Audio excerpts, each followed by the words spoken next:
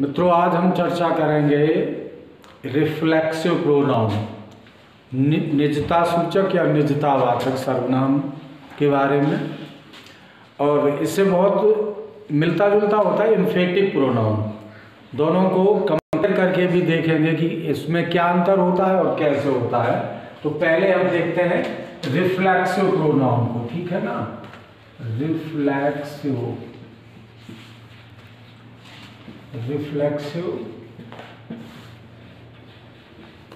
Pronoun,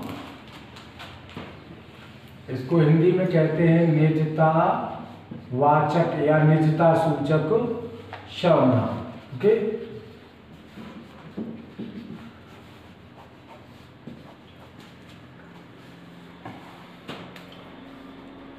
इसको point में देखते हैं कि इसमें क्या क्या है।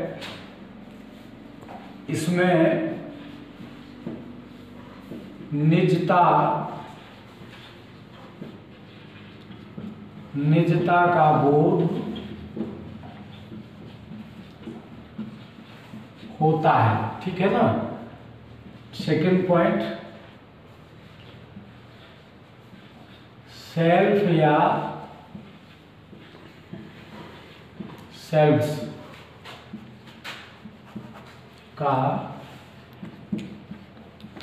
प्रयोग का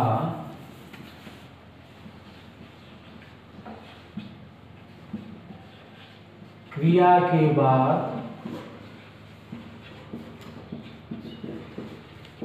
प्रयोग होता है। ध्यान रखेंगे, ये जो सेल्फ या सेल्फ्स है, इसका अर्थ होता है दोनों का स्वयं, ठीक है ना। इसका अर्थ निकलेगा स्वयं। और ये कहाँ लगेगा बेटा? क्रिया के बाद में। क्रिया के बाद में इसका प्रयोग होता है। इसके एग्जाम्पल देख लेते हैं।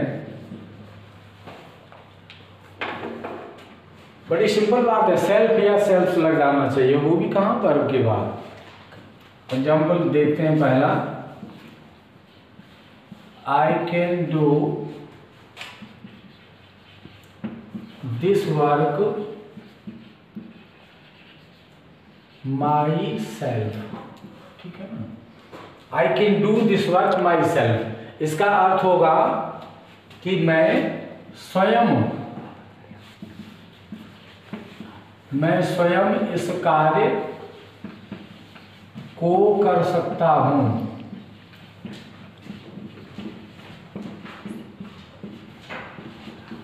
मैं स्वयं इस कार्य को कर सकता हूं।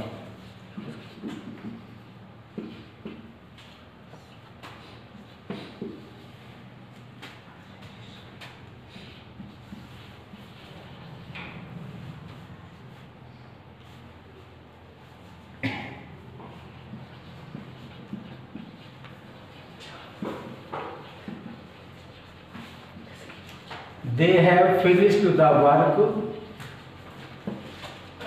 और उसके बाद में इसका रूप them shall, प्लूरल है तो them shall हो जाएगा। इसका अर्थ होगा वे स्वयं कार्य समाप्त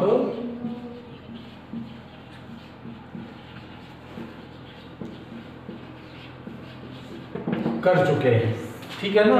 आप देख रहे हैं कि ये कहां पे आ रहा है। ये जो सेल्फ पोर्शन है, ये हमारा जो वर्ब है कैन डू, इसके बाद वाले हिस्से में आ रहा है। इसी प्रकार से यहां हम देखेंगे जो देम सेल्फ्स है, जो निजता सूचक शब्द है, वो कहां आया? वर्ब के बाद में। तो हिंदी में इसका अर्थ आता है स्वयं से, यहां भी और इसमें भी स्वयं अर्थ आता है। अगर इनको हम वर्ब से पहले लगा दें तो ये चेंज हो जाते हैं, इनका अर्थ भी चेंज हो जाता है। रिफ्लेक्सिव के बाद हम लोग देखते हैं इम्फेटिव प्रोनाउन को। इम्फेटिव प्रोनाउन हिंदी में इसको हम कहते हैं दृढ़तावाचक सर्वनाम या दृढ़ता सूचक सर्वनाम। नाम से स्पष्ट हो रहा है कि अर्थ करते समय दृढ़ता रहेगी। यह रिफ्लेक्सिव की ही तरह होता है, बनावट में बिल्कुल रिफ्लेक्सिव की तरह है। केवल एक फर्क आएगा कि इसमें सेल्फ या सेल्फ का प्रयोग वर्ब के बाद नहीं करते, वर्ब के पहले करते हैं। अगर हम वर्ब के बाद सेल्फ लगाएंगे तो रिफ्लेक्सिव हो जाएगा, वर्ब से पहले अगर हम सेल्फ लगाएंगे तो वही इंफिनिटिव प्रोनाउन हो जाएगा। अब इसका जब हम अर्थ करते हैं तो इसका अर्थ थोड़ा सा बदल जाएगा। इसका अर्थ स्वयं ही, जब रिफ्लेक्सिव का अर्थ करते हैं तो उसमें अर्थ निकलता है स्वयं, और जब इंफिनिटिव का हम अर्थ करेंगे तो इंफिनिटिव प्रोनाउन में सेल्फ का या सेल्फ का अर्थ निकलेगा स्वयं ही। इसके कुछ एग्जाम्पल लेते हैं ताकि चीजों को आराम से हम समझ सकें। हम लगभग वही सेंटेंस ले रहे हैं, I myself can do this work, ठीक है ना। आई माई सेल्फ कैन, अभी जब रिफ्लेक्सिव पे हम डिस्कस कर रहे थे तो वहां हमने माई सेल्फ को पीछे लिया था, यहां आगे लिया हुआ है। देखेंगे किस तरह इसका अर्थ होता है। मैं स्वयं ही इस कार्य को कर सकता हूं। दृढ़ता के लिए हिंदी में आप देख रहे हैं कि दृढ़ता कहां से प्रकट हो रही है, ये जो वर्ड आया ही, इससे। रिफ्लेक्सिव में केवल स्वयं अर्थ आता है, मैं स्वयं इस कार्य को कर सकता हूं, तब अर्थ होगा रिफ्लेक्सिव का। और मैं स्वयं ही दृढ़ता के साथ कह रहा है कि मैं स्वयं ही इस कार्य को कर सकता हूं, तो ये इंफिनिटिव प्रोनाउन होगा। और एक एग्जांपल लेते हैं,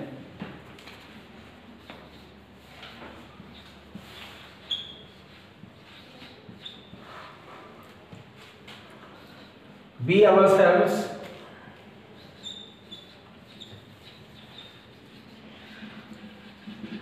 reached there, इसका अर्थ होगा हम स्वयं ही वहां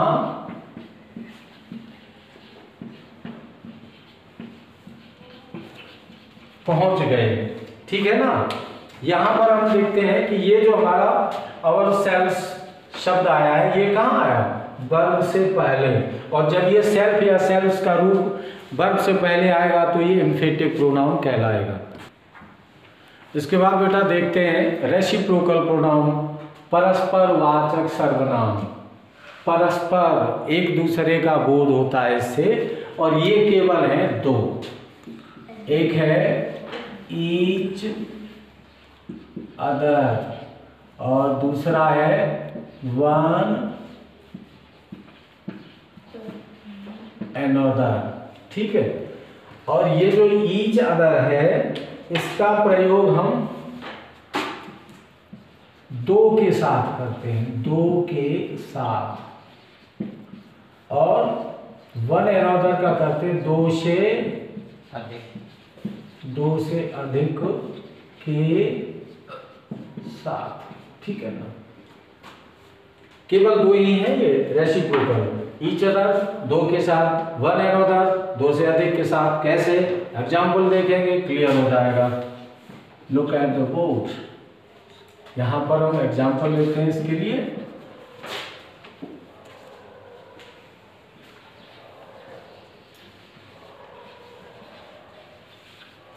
We helped each other,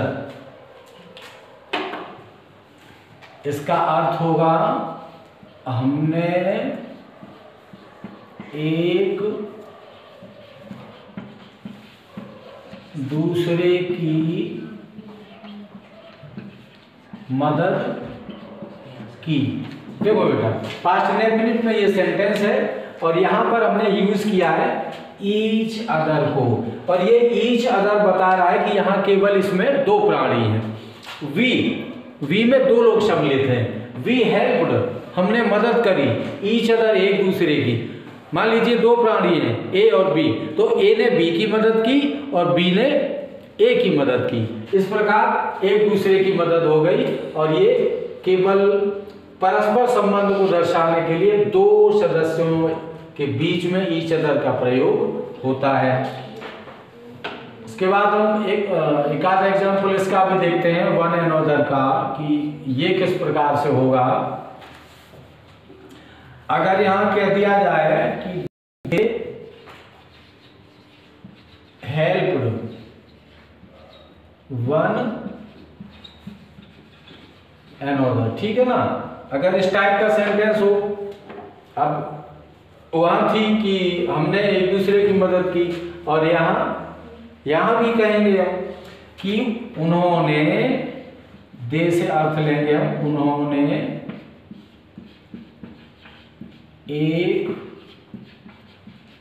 दूसरे की मदद की। यहां भी अर्थ आ रहा है कि उन्होंने एक दूसरे की मदद की, लेकिन ध्यान रखिएगा ये जो आ रहा है इसमें वन एंड अदर, ठीक है ना। जब हम देखते हैं इसको, ये जो वन एंड अदर आ रहा है, इस वन एंड अदर से हमें एक संकेत मिल रहा है कि यहां दे में दो से ज्यादा लोग, उन्होंने मदद की एक दूसरे की, तो दो से ज्यादा लोग हैं, इसलिए वन एंड अदर का प्रयोग हुआ। और जब आपसी संबंध दर्शाना हो, केवल दो प्राणी हो, तो ईच अदर का प्रयोग करेंगे, और दो से ज्यादा के लिए वन एंड अदर का प्रयोग करेंगे।